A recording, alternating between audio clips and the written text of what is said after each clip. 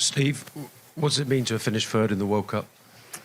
Well, firstly, I'm delighted for the players to have got the win tonight, to have worked so hard and to finish the World Cup with 7 games and won 6, and the one we lost was to 1 point to the world champions and the current world champions as we sit right now, and current world number 1, which I think shows the progress of the team, shows how the team is built through the tournament, and also delighted they got the result tonight, delighted they found a way to win tonight. Given where you were in August, did you think this result was possible? Well, as we discussed throughout August and throughout the early part of September, August was building to be right for the start of September.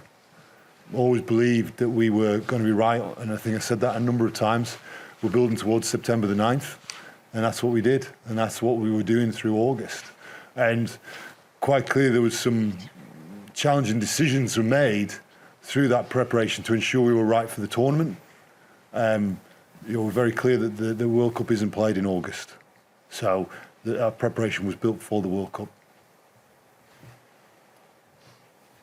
Yep. Just next to him, yeah.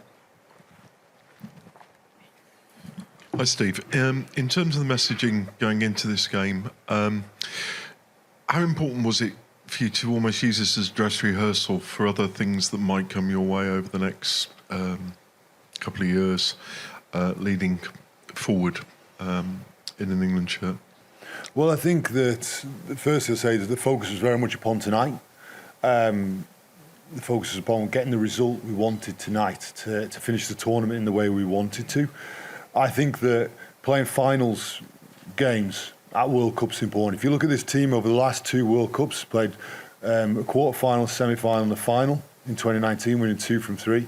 And in this World Cup's played a quarter-final, a semi-final and then a bronze medal final and won 2 from 3. So you start looking at the last 2 World Cups, this group of players has played in 6 final games and won 4 of them. Now, what we want to do is we want to be in the final, we want to be winning the gold medal. These players, I want them to win gold medal.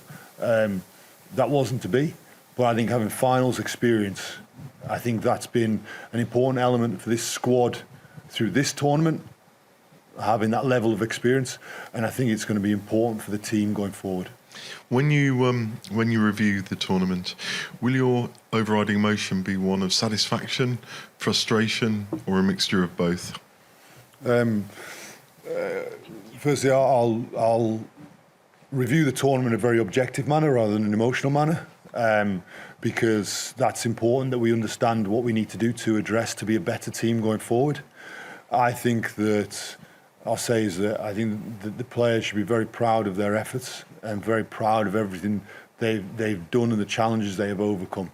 One thing they've done, whilst things haven't been perfect, is they find a way to win games. Now, we didn't last week. We lost by a point last week, which we'll be disappointed with, and it'll hurt for a long time. But the players have found themselves in tough circumstances to find a way to win. Thanks, Steve. We'll go 1 Tom, 2 Nick on the right, and 3 here on the left. Thank you. Owen, I was just wondering if you could sum up sort of Ben Youngs' England career, his last game today. You've played a lot, obviously, alongside him. What sort of impact has he made on you, and what sort of legacy does he leave behind? Yeah, well, anybody who's England men's record cap holder is obviously had a big impact on English rugby. To be around for as long as he have, and to stay at the top playing international rugby for as long as Ben has, from being a young player when he first broke onto the scene to finishing now, is there's a lot of work goes into that, and a lot of people that you get to know, a lot of relationships that you have, and you only do that when you only get to do that if you work hard and you get along with people and you have a good impact, and to do that for as long as Ben has is a testament to him. And Steve as well. I think you were captain when he made his Test debut back in 2010. For you, what sort of experiences have you had of Ben, and also obviously with Leicester as well? What sort of legacy does he leave? Yeah. I think that he's from being a young player with enormous talent to have developed with that enormous talent, developed as a leader, a guy who can manage in the highest pressure, manage the game in the highest pressure circumstance. I think he's seen that development, and then how he helps the other players around him, such a powerful force to the players. I think that's an enormous credit to him. Steve, Theo Dan obviously had sort of 2 or 3 minutes where one thing went wrong and one thing went very right. Did the recovery, the charge down for his try, just kind of show his tenacity and grit and just a word on his performance overall? Yeah, well, I thought there was a lot of really impressive aspects of his performance tonight, and he's an impressive young man. If you look at that first throw that he hits, I haven't put him on the pitch the last couple of weeks, and he's on his first throw. Maro's asked him to do is hit the back double tops, and he nails it. And that shows, just because he was asked that in the Fiji game in Twickenham, and didn't quite execute as perfectly as he wanted to. So it tells you what this guy is growing and developing.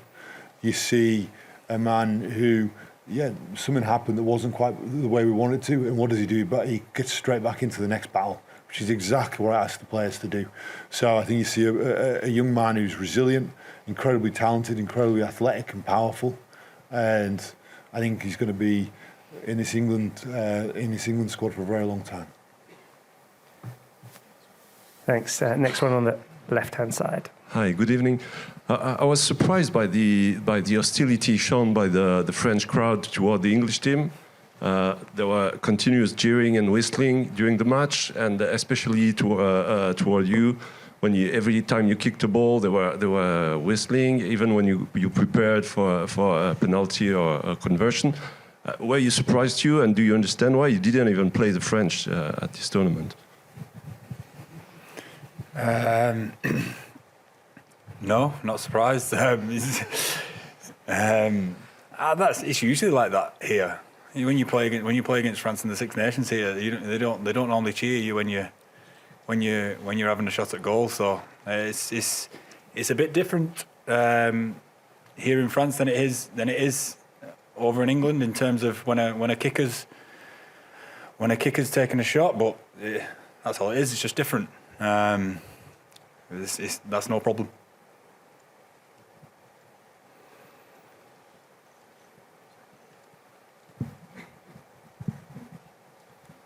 Hi, Steve. Can you just take us through what your review process looks like over the next couple of weeks, how long it takes to sort of digest all this, and then when do you start looking forward to the Six Nations? I've already started looking forward to the Six Nations, and that's already started in my mind and my planning. It's just in its very early stages. But the review is obviously an ongoing review I do after each week and each build, and I make notes as we go the whole time.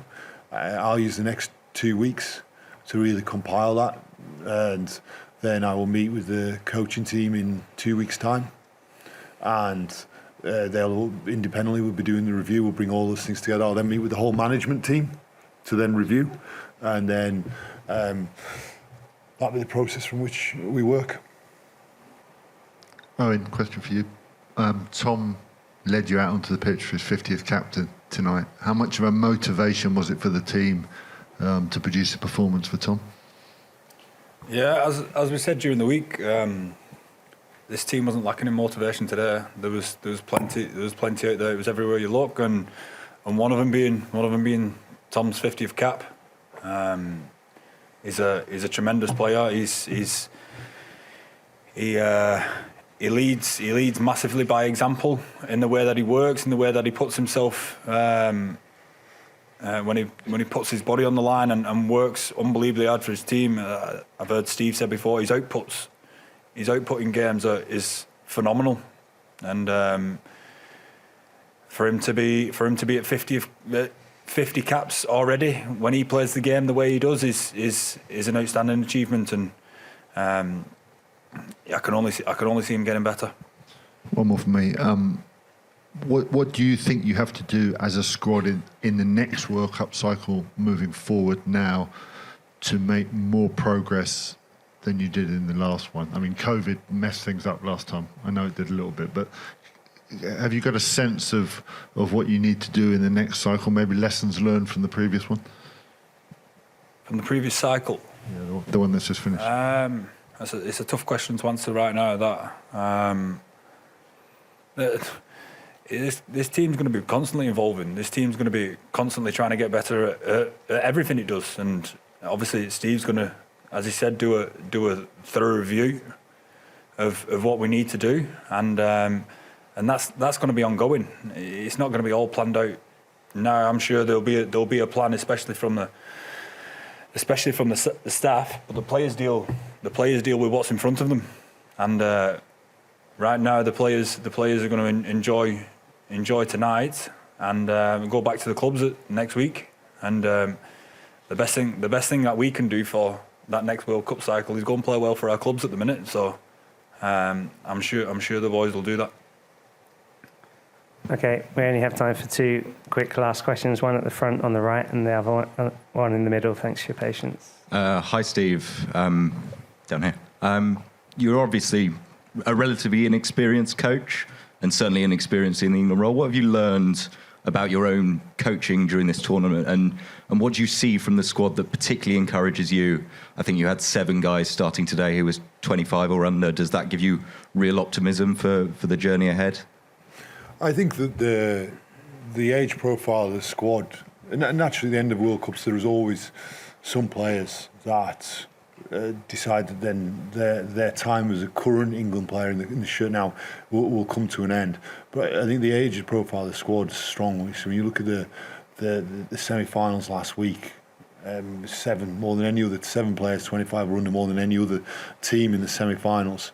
And there's a number of exciting young players that didn't make the 33-man squad, but were part of the preparations over the summer. So as I look forward, I think there's excitement about those players. We know that the distribution positionally of those players isn't necessarily even.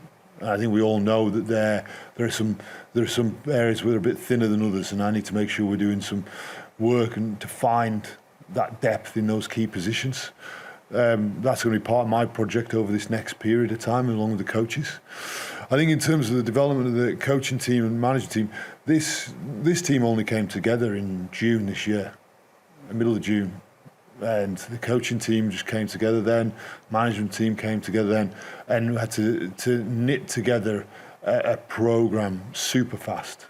And I couldn't be more proud of what they have done to help support these players, to allow these players to develop. And I'll say again, to enjoy, and I really hope that the players have enjoyed this World Cup camp. I know that with the disappointment of last weekend, but I really hope that the players have enjoyed it, because playing the England shirt should be the time of your life. Okay, to Owen, here. Okay. For both teams, the tournament start and finish with the same match. Which difference did you see to that night and the match today? No, well, I think both games is 2 good teams playing tough test matches. And the first match actually seems quite a while ago now, as we sat here tonight. But Argentina have obviously built throughout the tournament as we feel we have, and all I can speak about now is how tightly contested that game was today, and what a tough test match it was. Thanks, Owen. Steve, would you like to make some closing remarks? Yeah, I'd like just finally to say to everybody, and in particular the English media in the room, thank you for all your hard work. I know that this tournament has been, with the preparation camps, the test matches through August, it's been, it has a considerable amount of time, and for yourselves it's a lot of time away from home, away from your families, as it is us, and a lot of travel. So I want to say thank you to you for all that. Now, I know sometimes we might not agree wholeheartedly with things, but I think what we are absolutely aligned upon is that we want English rugby to succeed. We We want English rugby to thrive, and has gone through some challenging times, and we aim to make it grow. I think we're fully aligned in terms of wanting in that aspiration.